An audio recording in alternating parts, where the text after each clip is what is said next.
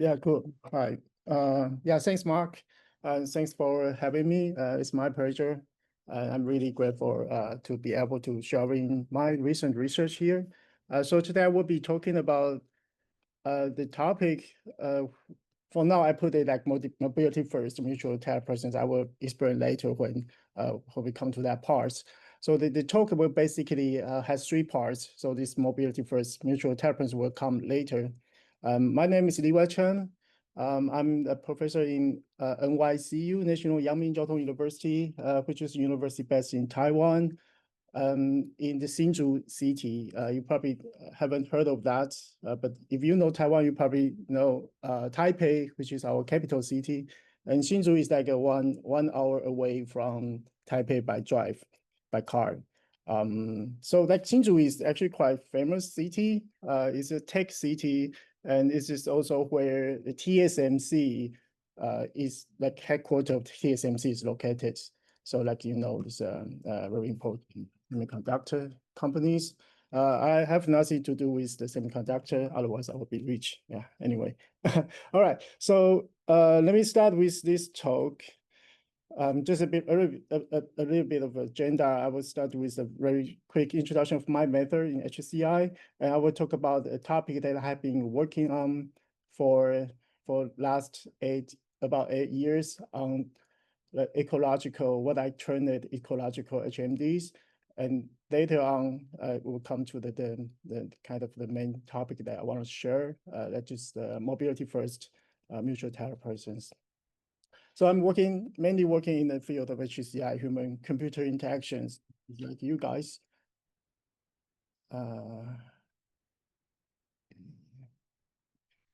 And my, like, as you know, HCI is very interdisciplinary. So there's quite a few different methods that you can take on working on HCI. And my method is more on the technical side. Kind of, I will bring in new technology development in a way for me to explore the novel interactions.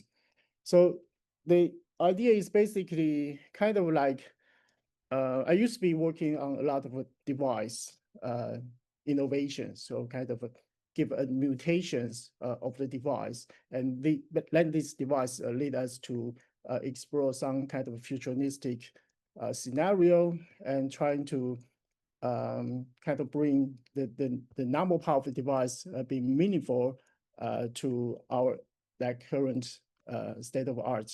So this is kind of my approach. I used to be using a lot of device approach, which I'm not so much a device person anymore, but just still, I think that the concept is quite there. So just want to give you an example of my earlier work.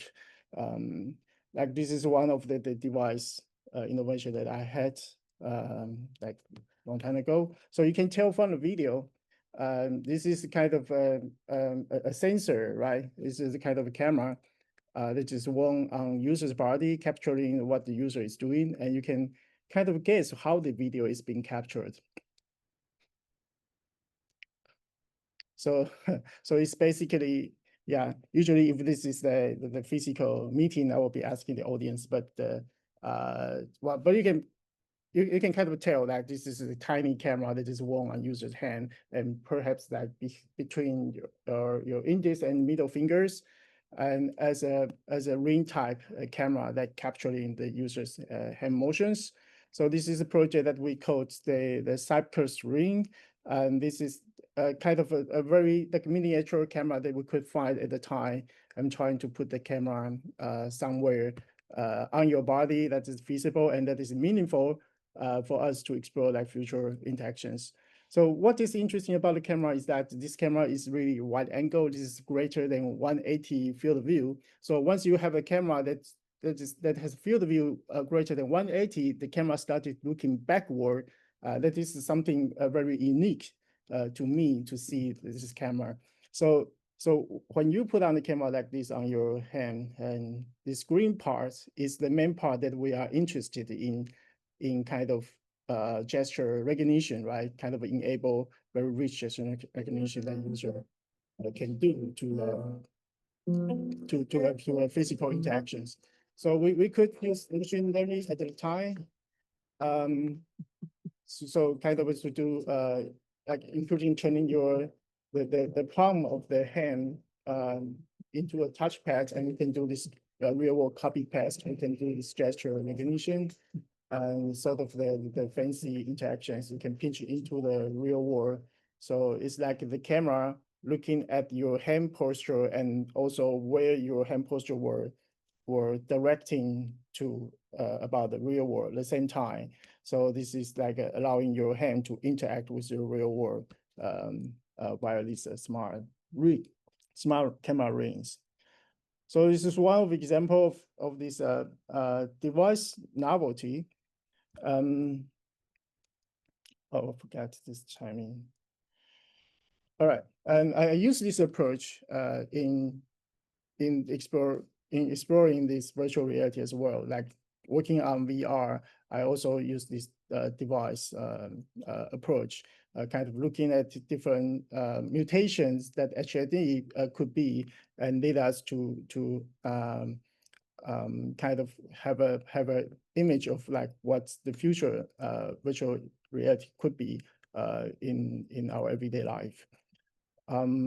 So it turns out it's kind of in retrospect, those projects connecting the dots and leading me to looking at the VR from this perspective, which is to make the VR or make the head-mounted display an ecological device. And by that, what I mean is that how can we design a head-mounted display that would not only good for the user using the HMD, but also care about the surrounding, care about the people nearby who are not wearing the HMD, and how this can be kind of incorporated in the design of head-mounted display. So just give a bit of background that virtual reality has been like a long time been an idea of an immersion device. VR got its first proper airing when respected computer scientist very early head-mounted display from Ivan, Switzerland. And I love this analogy that putting on HMD is pretty much like a golden fish, like you bring a golden fish into a fish tank, right? So like the fish is now got a virtual reality. And however, you can tell very easily that the golden fish here would not be happy if this is just a plain fish tank.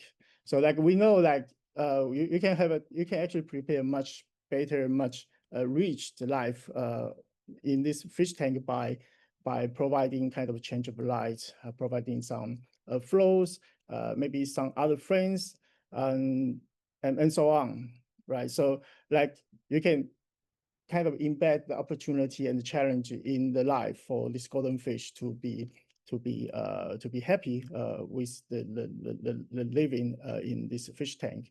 So like following this line, I was working quite a bit on the haptic aspect of VR, where we created this head-mount display. The head-mount display that give you force feedback on the user's face. So this is kind of modification of the HMD that can pull the force of the bands. Odin as just a solution for serializing data.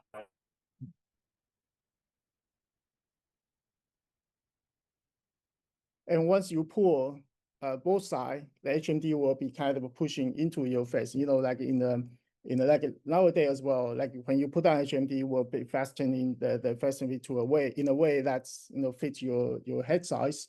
We can just kind of automatically fasten it and just fasten in different proportion on both left and right hand side that would generate kind of force, frontal force on your face, or like make the force coming from either sides. This will become a force feedback device for HMD. And we also did another project that generates thermal feedbacks on user's face while embedding some peptide on the HMD. When you put on those peptide will be against on your face, and that can be generate coolness or warm of the feedback on your face. So like in this even very low poly virtual environment, user will get very nice presence, the sense of presence when they open the fridge. They not only see the fridge inside, but also the cool air that is coming climbing on their face. If they turn on these fans, they also feel these winds coming on their face. And since we have multiple points on the HMD, so when you are looking front at the fans, you will feel the full face, the coolness. But if you turn to the side, you will feel that the coolness kind of only appear on the certain side. So let's increase the level of the presence. So this is one line of research aligning to the goal of the HMD immersions. But when we work on those projects, we realize that, well, it's kind of common sense as well, that as the immersion of VR, like the greater the immersion that you give to the VR, and also it creates the greater the gap between the HMD user and the external world. So this kind of a gap in between become an issue that caught my attention at the time around like 2017. We started looking at this gap caused by the immersion, and how can we deal with when user put on the HMD, and how the external will be able to still kind of communicate, or how do we create the sort of the awareness channel between the HMD user and the non-HMD users.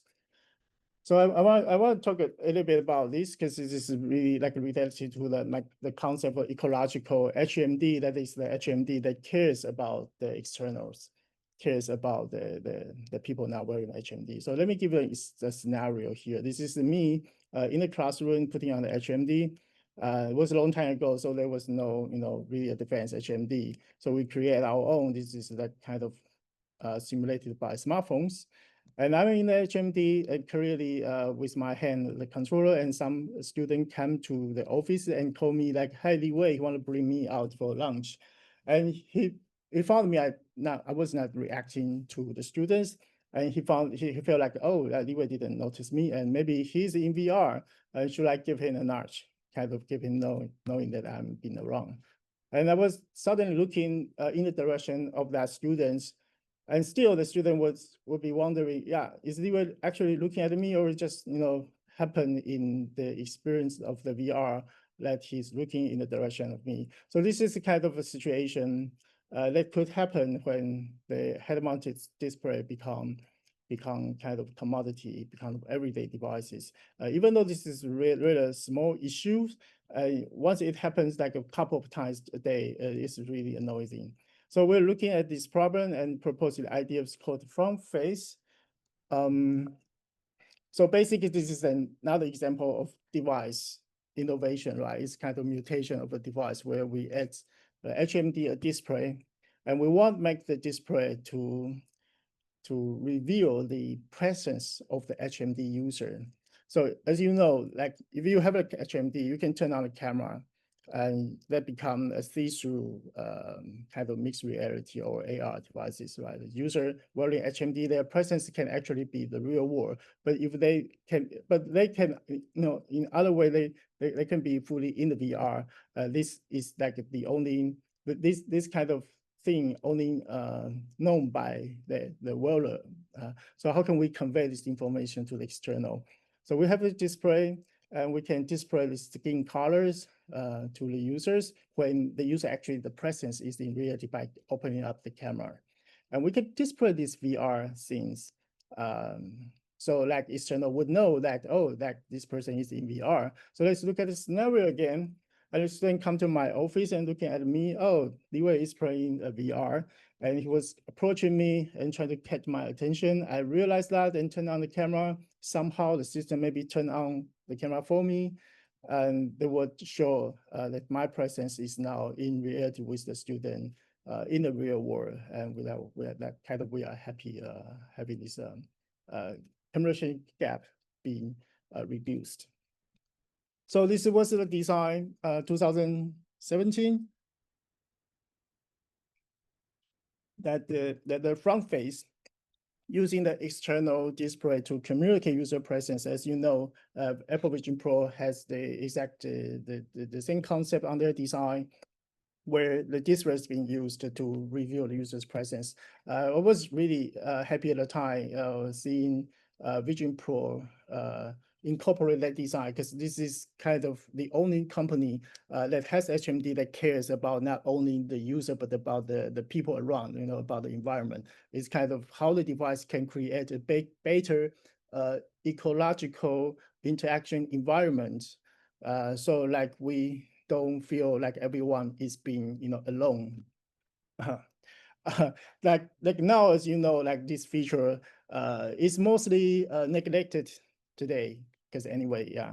But we could do it quite a lot of interesting thing with the project. So at the time we had a demo. Not the demo, is actually kind of a study.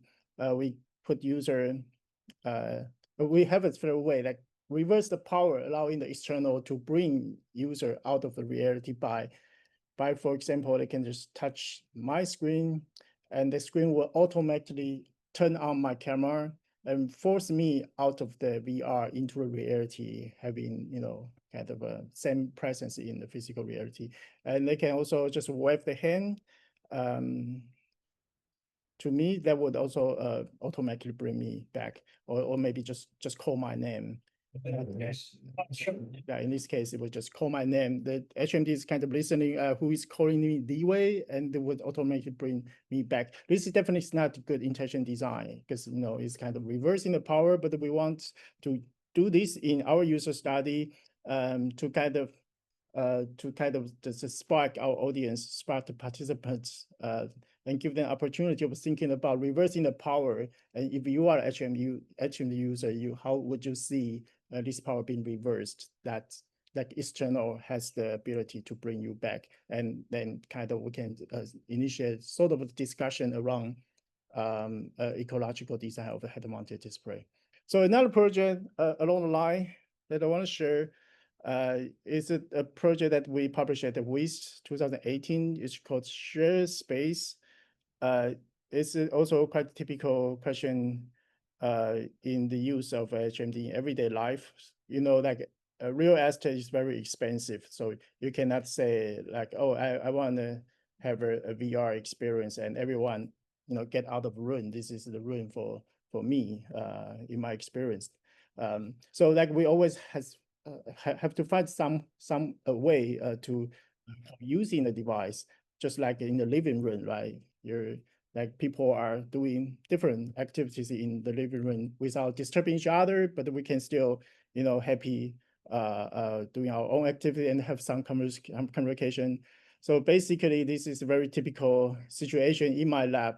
If the student in VR and the other in physical, they are in different presence, basically, and they could have the conflicts in their interaction in terms of the use of the space. So the idea was quite simple, that we wanted to protect the user. Like we want to let non-HMD user being able to define their zone in real time. That in a way they can communicate that zone to the VR user during their interactions. So like the other students can also co-use the space by defining these virtual dividers. So basically the idea is like this. Let me show quickly the video. So once you are able to check the user or check the environment with some toolkits, you can use these toolkits to kind of monitor the change of the space in the environment, or use that to kind of to divide the room for the users. So this is a set of toolkits that we want to give to the non-HMD users. Well, this is looking quite big, because we were using the Vive tracker, a bunch of them, and putting it into a toolkit format.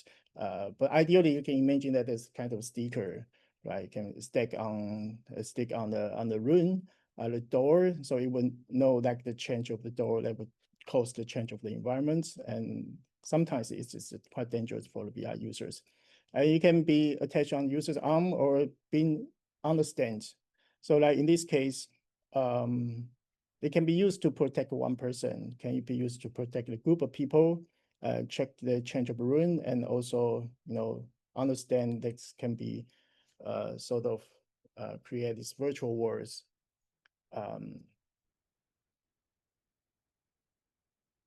So being the dividers. So this is just one scenario I really love, which we captured during the user studies. This is basically a user, in the VR, and the other group of people are using the space for the poster design discussion, right? And they kind of want to divide the space, and the VR user encounter those divider that would appear in the VR view, and he realized, okay, why my space was being reduced so much? He was like unhappy with that, and he can still negotiate by just physically grabbing.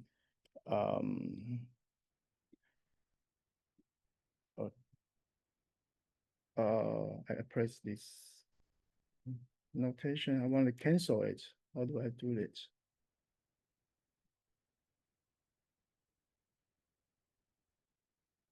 All right. Okay. Yeah. So this become a way, a tool that the people in different presence, they are still able to communicate each others, and they can even start fighting on the use of the space. So I have a few other works on this slide that I won't cover today, but you get the idea that ecological HMD has been one primary thing I've been working on in my lab for quite a few years. And another direction, I was also looking at the ecological input method for the mixed reality, with the goal of like most interactions. When we talk about natural interactions, right? You don't give any space constraint to users, then that usually not working that well in public space or in the train.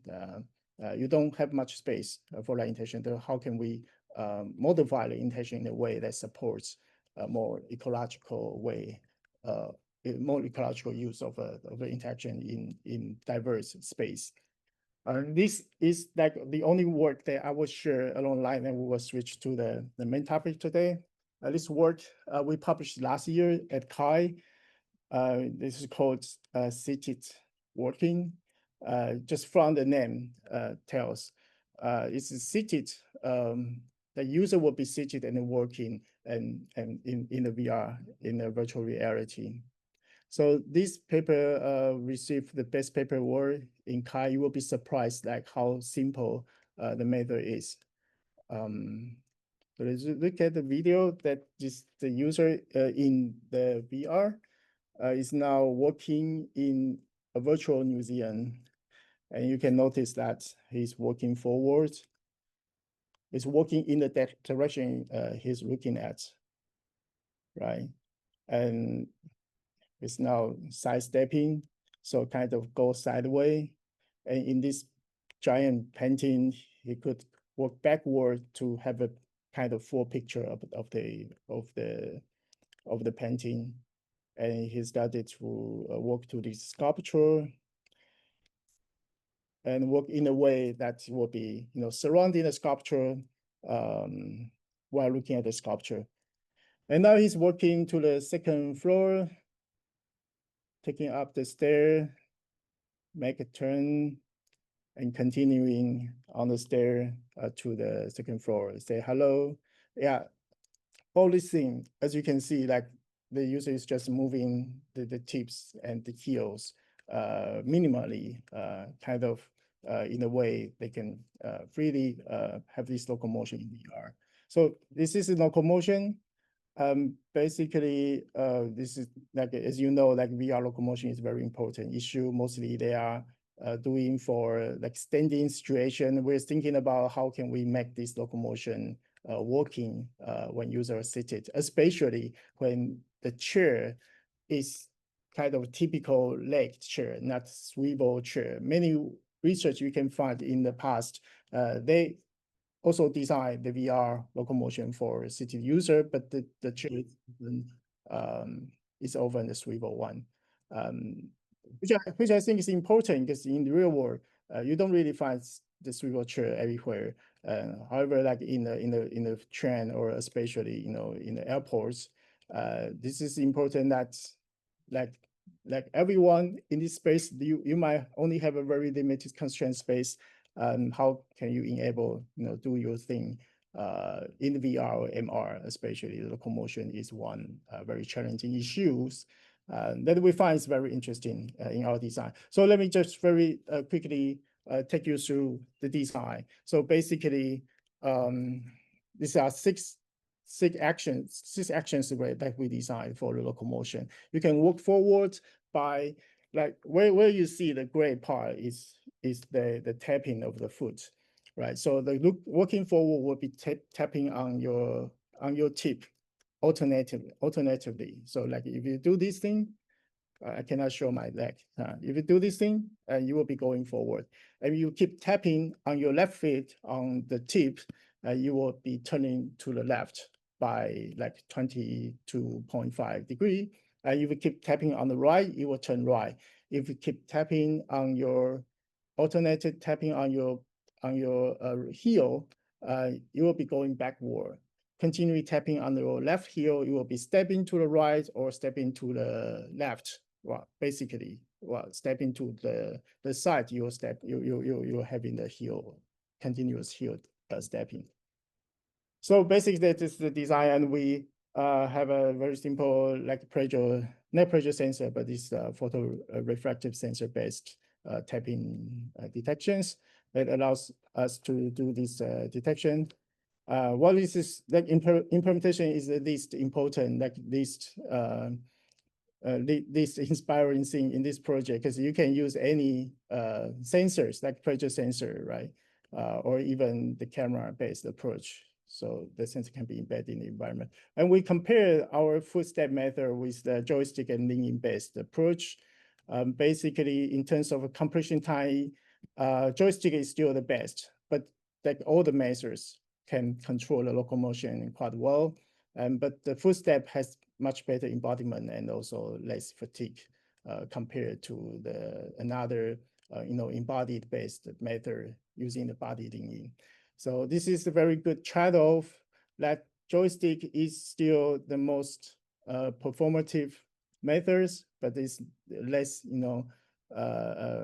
give you a less sense of a realism.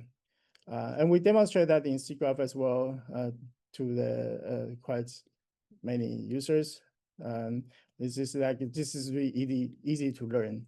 The kids, the elderly, they'll be able to sit it, especially for elderly when they're using HMD.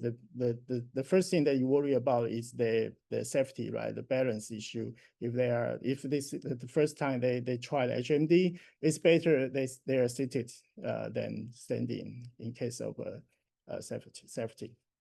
So so I want to wrap up the first part, the first and second parts, the ecological designs with these figures that I love very much. I kind of designed the figure a bit. So like from the figure, you can see like in this public kind of train space, that everyone are in their own, somehow in their own presence, like someone are in HMD, someone are reading books, someone are just watching the reality, someone are watching at the phone. They are all in, like in a way, partially in the VR, partially in mixed reality, partially in VR. And this is what I would call it, the mixed presence environment, and how can we make all these people happy and be able to smoothly interact with each other. So along the line, the several work we also working on like being able to turn your body into touch interface for the MR, like your labs or your the full body, and how would you design the buttons that will facilitate those interactions. If you're interested, you can look into our papers published in Watts. So now we'll switch the gear and start talking about this mobility first mutual telepresence. I started working on from last year, and I'm really fascinated about this topic. This is the this paper has been accepted to a mobile HCI this year. So in October, we'll be presenting the paper. Today I will just, kind of a more brief version of that. So telepresence, as you know, it's a technology that will bring the person to a remote space. It can be done by robotics, like in the remote space, there's a robot and you just teleport to the body of the robot, seeing through the robot's hand. But what we're talking here is more like virtual telepresence, right? You put on the HMD, they can be just smart glasses, and it will take you to different places through the glasses so that you see a remote place. And very typical kind of most people think of a telepresence would have in mind this scenario that the remote expert teleport to another place to give assistance on a local novice user on the task in the local. And this is very typical format. Many people are working on this. This topic has been extensively researched, especially from Mark's group, from Mark's research. And this is typically called asymmetric telepresence, meant for collaboration. So you can imagine that the remote expert being teleported into the space B, and they could be the format of ecocentric view of the person B, the novice user in the space B, sort of maximizing their kind of the visual information about the task from the point of view of the user B. But it's also with the advanced technologies, the user can also have external viewpoints from the user B, so that they kind of allowing the expert to work with the novice with the greater spatial information about the environment. So like holoportation is one example for that. So in addition to asymmetric telepresence, like this format, while it is like very well known and very well researched, I would like to focus more. Like today, I will highlight another format that is not so much. I think there's some research in this space, but not so much gaining attention, gaining tractions in research at the time. So another format is the symmetric telepresence, or I would also call it mutual telepresence, which is the case where the people in the space A, right? Let's say the user A is in the space A, user B is in space B, and they teleport to each other's environment simultaneously. So like imagine that, well, this is easy to get confused, but actually, like I'm in my office now, I can meet a person who is embodied in my office, right?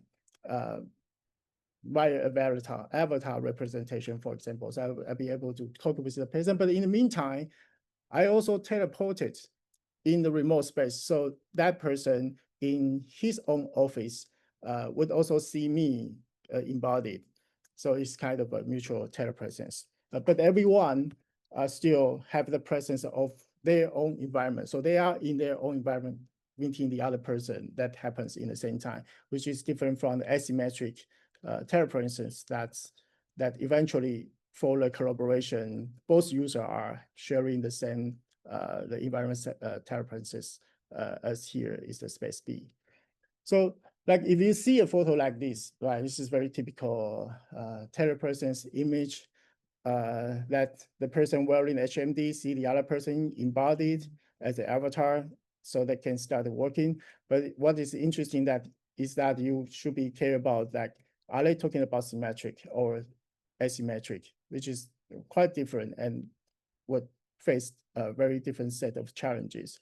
I'm very interested in the specific format of the symmetric one. That means the other side of the user actually in his own environment seeing this girl embodied as the avatar in the meantime. So this is why this symmetric telepresence matters. So if you look at the telecommunication, kind of evolution of the telecommunication, from the very beginning, we have this telephone, right? So like these two person talk to each other and can hear the voice from the other. So this is sort of the voice telepresence, right? Only the voice being sent to the remote. And we get this mobility to the voice with the kind of mobile phone technology. So we no longer restrict to a certain location where the phone is installed. We are able to work everywhere, and you also get a more higher fidelity by being able to see the other's face as well by the videos. So of course, with today's advanced HMD, we do have everything. We have a mobility capability. The device is completely mobile. You can bring it outside, and you can see the other person embodied as an avatar.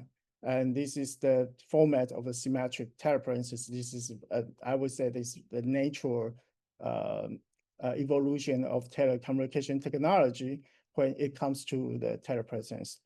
And of course, once we start this discussion, it becomes very natural that exactly the Vision Pro or like other vendors, their avatar communication. This is kind of the first avatar-based communication those companies have. For example, the Vision Pro persona. When you bring up this communication, like say you make a call to the other person, and I would assume it's most naturally like starting with the symmetric telepresence, right? You make a call and the other person accept the call, and the person is embodied avatar in front of you, and you are embodied as avatar in their space. And in this case, like this is mostly conversation centric interaction. We can still work on some virtual tasks together, but since we are in our own environment, we don't see each other's environment at all. Like it's also protect your privacy if you want.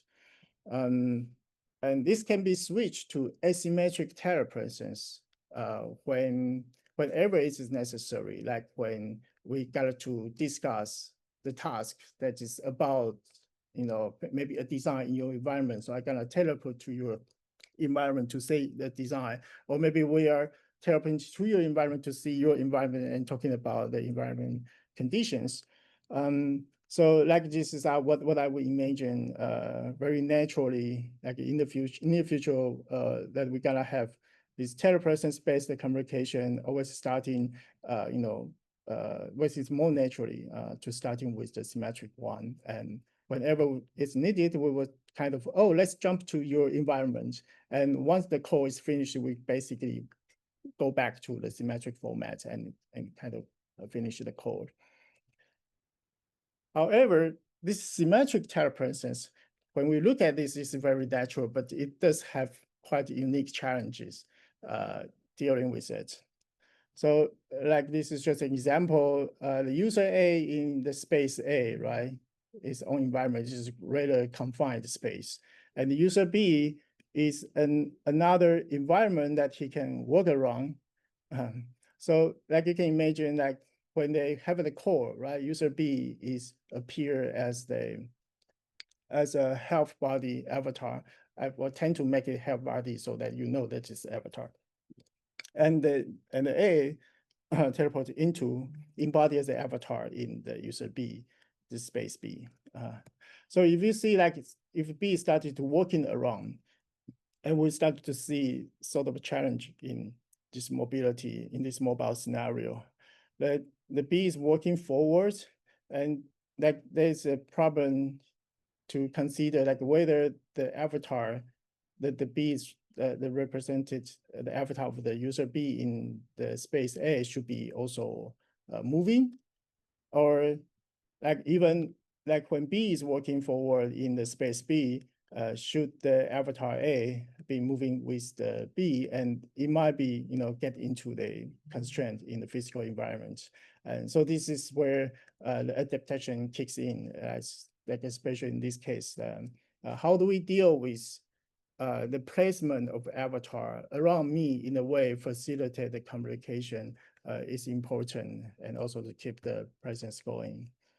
So let me show you a video. Let me see. Okay. This is a mutual telepresence call. Like imagine that you call the other person. These are the scenario of the two users, Miranda and Amy.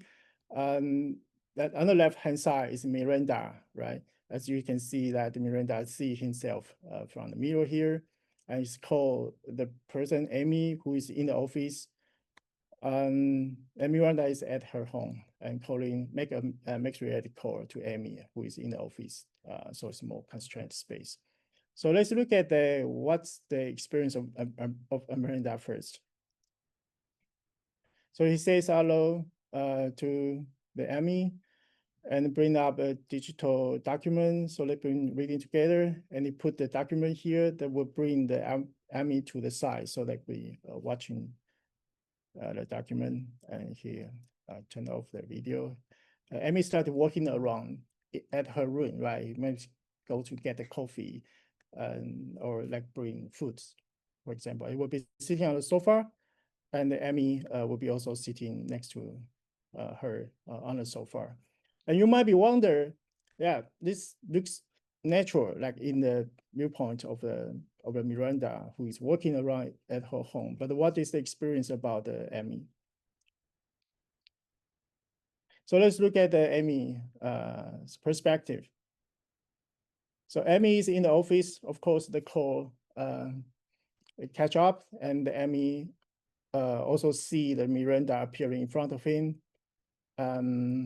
So they bring up the document and discussing, and the document is being closed, and Miranda starts walking, kind of navigating or nomads in her rooms, getting coffee, sitting on the sofa, but throughout the whole time, in the perspective of Amy, the Miranda is all sitting in front of her. So this is the mutual telepresence, right? The mobility is kind of somehow supported and erased in their interaction. So that Amy doesn't need to know that Miranda is walking around. So we have this to deal with the problem, the first mobility first, mutual telepresence. We propose the idea is called the surrogate avatar. That means that the embodiment of the remote user as an avatar in your own space would have some sort of autonomy that would determine where it should be placed in the environment. In the meantime, the avatar also, kind of just directly copying the remote user's motion and talking, right? So sort of your still have this face-to-face communication. So from the figure, you will see like the lower side is one side of the user who talking with the remote throughout sitting just across the table, while the upper side is the other side of the user who is, kind of during the conversation navigating in the environment. So we wanted to know like what's the strategy to place the avatar in your own environment when you are in mobility situation. We have this formative study where we have users place the avatar in their own environment. So we kind of bring the device to the participant's home or their working environment and make them change, select multiple spots in their own environment. And he's been able to talk with the experimenter who is embodied as the avatar in the remote side. So they kind of experiment deliver the experiment via an avatar representation, asking the participant to put me wherever you think is the most, comfortable for her or for him to have a discussion.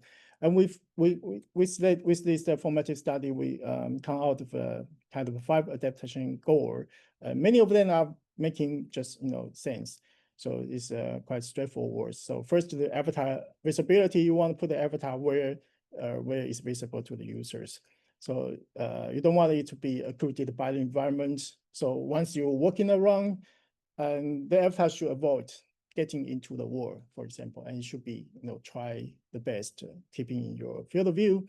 And the task visibility, that if you are walking, if you are doing your main task, the avatar should not be occluding your main task, should be aware that you are going to that direction, so it shouldn't be standing in front of you, kind of occluding your view toward your main task, which is walking. And social presence, you want the face-to-face, but not always, right? And you want when you are seated, you want the other person also seated if there is chair available. And you want the avatar to be put kind of around your height levels, your eyes levels. And whenever possible, use the physical affordance in the room, so make it appear more natural. And continuity, that you don't want the avatar to be picking location kind of randomly, even though those are all feasible, but you don't want it, you want it to be kind of can be anticipated, and so on. So these are the adaptation goals that we have. In order to incorporate those goals in the actual avatar placement, we use this framework. This is called AUIT, the paper from Aalto University from Antis groups back in 2023, published at CHI. This is really like very general, very flexible framework that you can incorporate multiple objectives into your design. And what they did is that the problem also of the how do you place a touch interface in your environment, sort of that the touch interface is first touchable and visible and so on. So they also have a different goals. So kind of in their frameworks, well, just very conceptually speaking, they will kind of sample a lot of possible solution space, which is in their case is the placement of the touch panel, right? The position or orientation and the size and so on. So like from all these possible solutions, they will calculate through the objective that the users wish the interface to have, like you want the interface to be fast user, you want it to be in your field of view, and you want it to be touchable. That means that it cannot be put in too far away from users, that become untouchable. And those kind of things together to determine in real time what interface should be determined, those parameters. Of course, like there are quite a few details in terms of how to efficiently do this sampling in a way that can be run in real time, in mixed reality device. That I skip. I don't touch too much. Like if you're interested, you can look into the AUIT papers, or I can send you our paper to be published later on. So like we kind of, instead of the touch interface, like our target is the placement of avatar, right? Including the position of the avatar, the head orientation and the body orientation of the avatar. And we kind of contrives a bunch of objective that we want the avatar placement to be maximized against. That determine the ultimate positioning of the avatar. So like, let me go through very quickly those objectives. First is social distance, like the green, the green door is the avatar. So you want it to be placed within kind of interpersonal distance, sort of you feel like you are able to talk with the avatar. If that's too far, like if it's very weird, it's quite weird, like talking to a far position, the avatar. And you want that to be placed at your eye levels. You want the avatar do not be, occluded by environment. So in some case, if you're working, and they will try to avoid, the avatar will try to avoid in any obstacle that could happen on the avatar. And you want to, when the user is sitting on the chair and you want that affordance to be, copied to your avatar. So sort of for the equality. And you want to avoid the avatar to be, levitated. And you also want this spatial consistency. Basically, you don't want it to jump in the wrong. And the avatar should be facing you whenever possible, and should be like a head toward you. Well, but there's a trade-off. Wow, this is making sense when you have this objective, but once you have this objective, it also sometimes get annoyed. It gets quite annoying because you find the avatar always looking at you. So there's a trade-off there. I will talk about later.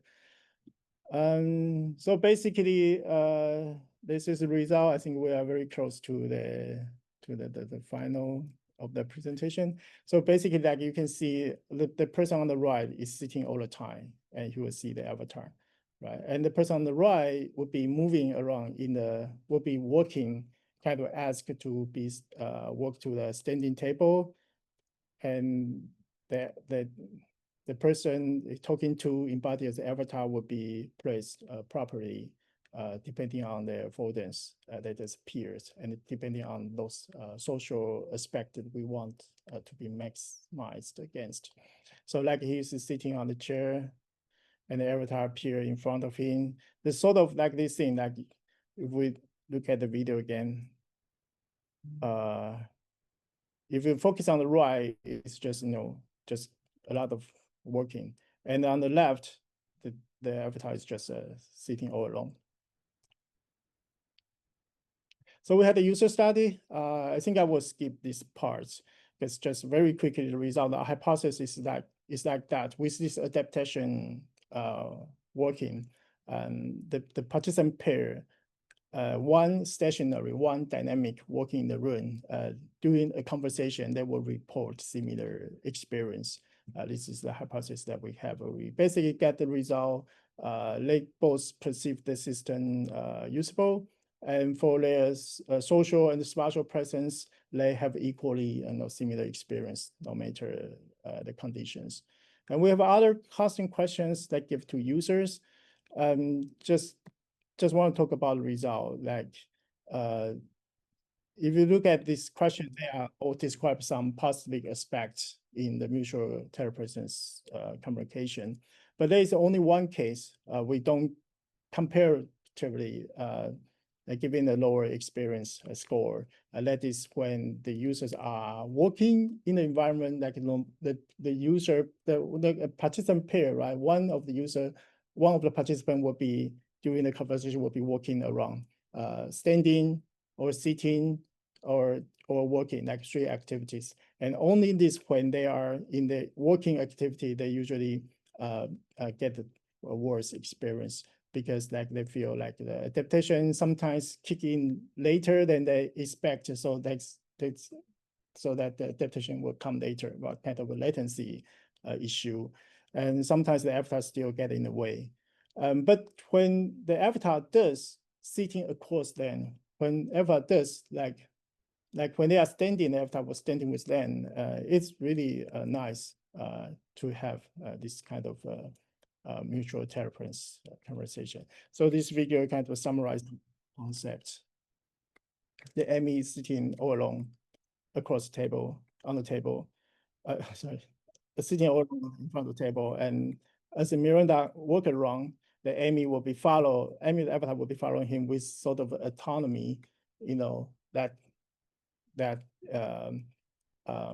is taken over by the surrogate behavior of the avatar, determining where it should be placed. But in the meantime, the avatar also copying all the Amy's talking and the gesture behavior. All right, so I think I'll keep more time for our discussion if necessary. So basically, just a recap that I'm talking about is symmetric telepresence, which I think is very important. This is not so much extensively researched in the field of the telepresence compared to the asymmetric telepresence. There's so many research over there, and I think this is a very natural development of a mutual communication technology, when it comes to telepresence, we will always start from symmetric, and maybe depending on the task necessary, we're switching back and forth symmetric and asymmetric format for the needs of the task. And this is kind of a takeaway image that I really like. This is my ultimate goal, kind of currently working on the mixed reality. How can we bring this ecological design into the MR, including this symmetric thing, right? We can dynamically place the avatar where ever is best for the conversation going. So in this case, of course, like we can put the avatar beside the users. We can put like, taking into what's the condition in the physical environment, sort of to create an ecological interaction. All right, I think I will stop here.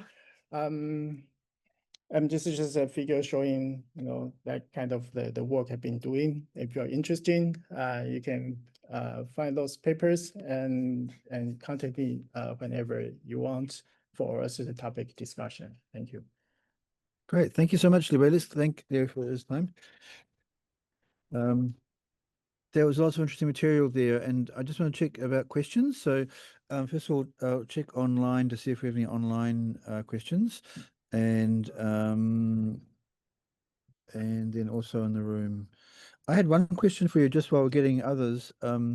The last work you showed with the symmetric telepresence, that was really interesting in terms of, one person can be walking around, the other person will be sitting, but their avatar will appear like they're walking. Do you use, in that situation, I imagine that AI could be used a lot to recognize the room configuration and to best position the characters so they maintain communication. Can you talk a little bit more about how you did that with and what AI elements were in that situation? Yeah, sure. Yeah, it does. This is actually just a starting project that we have on this topic. What we currently using is rather straightforward approach that based on the UIT framework. It's just sampling around all the possible ways of placing your avatar and evaluate which is better than the others in terms of the objective, like how well those fits to the objective requirements. And this is a lot of computation inside there. And there is a lot of limitation as well. As you know, like those objective, as I mentioned, like you want the avatar to be facing you, but when we have these demos, it's quite annoying sometimes that the avatar always looking at you and following you the whole time, right? It's not like the natural physical, like a person-to-person interaction would have. Because if we are talking, like if I'm talking to my student or my friends in my office, they don't need to be follow me all the time. As long as I know that you are still standing or sitting there, we can keep this communication going on. So the sense of a placement, the sense of a place, or the kind of the notion of a place, how we embed that into this sort of interaction, I think it's quite important issue to be taken. So this would bring a lot of common sense in social, interactions. How would users start to feel that the object, the avatar should be following me, and how you interact with the avatar, that maybe you can just stay there, not following me, right? So it can be a lot of kind of the gesture design embedded there, and you can have a LLM. We actually started using LLM in this project because this has to do with a lot of understanding of the air, understanding of the communication situation in the environment, where is the best to put the avatar, and what is the moment to start adapting. Because most of the time, if the avatar, the first time being put on the chair, maybe it doesn't need to be moved anymore, as long as that like the avatar is on the chair, it can keep on this conversation and so on. So we also noticed quite some unexplored questions in this aspect. For example, like you can see again from the video, if you pay attention to the to the video on the left. That is a stationary case, right, in the office. But you can somehow, from this avatar motion, you can tell like the avatar is actually kind of doing a lot of tiny motion, right? This is coupling from the working behavior. We're talking about like, is this the sort of a behavior that you want to hide from the user? So, or like this, a lot of it, I think the issue can be discussed further, and it could be, bring in such as LLM could help on understanding maybe the conversation context and so on could help. That's great. And so, did anybody in the room have a question? Oh, yeah, there's one person who's got a question as well. Can you speak up, and then I'll repeat the question if we can't hear you. Is you mentioned about social distance is one of the principles of the design. What might be some good quantifiable measurements of a good social distance? That's my first question. Did you hear that? So she was asking about social distance and what might be a good quantifiable measurement of social distance. Yeah, yeah. The specific distance, we didn't study what this distance supposed to be. There's a bunch of paper, like in the proximity theory, that been dividing the space into I can't recall like exactly, but like 3-4 different degrees. Like you have an intimate space, you have like a social space. So this is kind of common sense in the social design, where like when you have a face-to-face conversation with the other person, there's supposed to be a certain range that is more comfortable to each other. And we just borrowed the distance from the previous research. Well, in terms of evaluation, this is like a lot of objectives putting together, right? So we tend to end up only evaluating the overall experience by using some standard questionnaire. I think I didn't talk about that so much, but basically we use the IPU questionnaire, which is the quite standard in terms of the social presence measurements. And particularly, we not use the full questionnaire. I think we modify a little bit and focusing on the social presence and spatial presence. So like from the questionnaire, we can measure sort of how the user feel the conversation going on in terms of talking to the avatar, especially when, this is kind of compare between the participant under different condition and want to see they have equally a similar experience. That's great. There's a question in the chat here. Lam says about the telepresence is somehow the participant will tend to have motion sickness since they're aware the collaborator is actually not having the movement posture in the physical world, the mismatchment of the avatar and the physical person movement. So he's asking, I guess, if the avatar mismatches the physical movement, does that cause the feelings of telepresence? I think in this case, no, because, well, this is I would say in the case of asymmetric telepresence, like if you teleport to, like your presence is being moved to a remote environment and moving with the remote user who is working, in the remote environment. In that case, you could have motion sickness because your physical body actually not moving at all. But in our case, symmetric telepresence is a different configuration, is under different configuration where both users are in their own like kind of a presence. Their presence are still attached to their own local environment. If they walk around, they just walk around.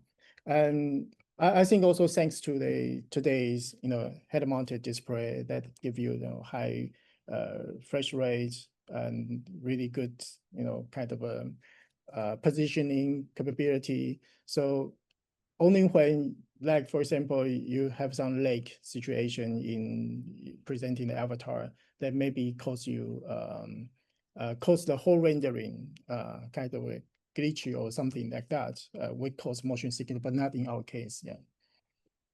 Okay, that's great. Thanks. Does anybody else in the room have any questions? Any more questions online?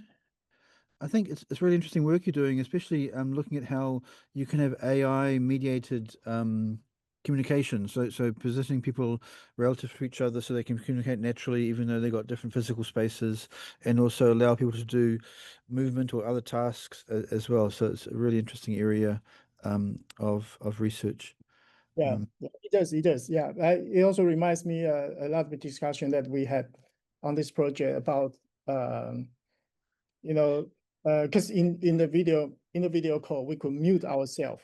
You could Right. turn off your camera frame while still talking, right? You can be in doing your private matters you do on the other nodes, but in our case, your body motion is kind of reveal a lot of what you're doing. Right.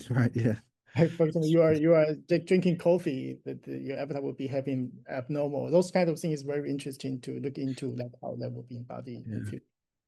That's great. Okay, well, thank you very much for the presentation. We'll stop there. And